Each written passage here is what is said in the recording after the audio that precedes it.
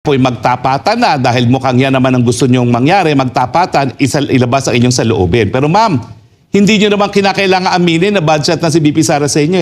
Dahil yung 2 beses na inisnab nyo siya, na parang siya ay kaluluwa lang na dumadaan, no? Na hindi nyo napansin, alam na ng taong bayan, hindi nyo gusto si BP Sara.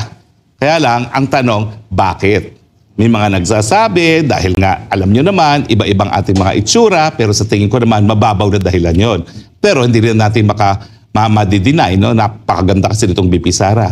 Ako naman po, sa aking personal na tingin, dahil nakita ko naman po ang asta ninyo at asta ni Presidente, wala pong mali siya si Presidente. Sigurado ako dyan. Miski ako po'y hindi nagsasang-ayon sa mga polisiya ngayon ng Presidente, hindi ko po inaalis. Napakabait na tao at saka wala pong mali siya yan sa buto.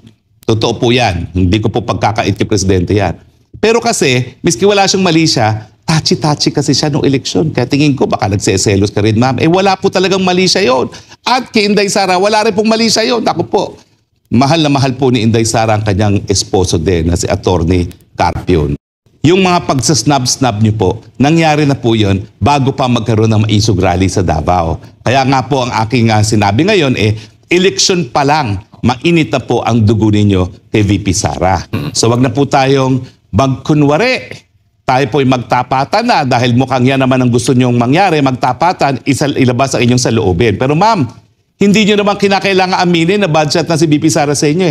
Dahil yung 2 beses na inisnab nyo siya, na parang siya ay kaluluwa lang na dumadaan, no? Na hindi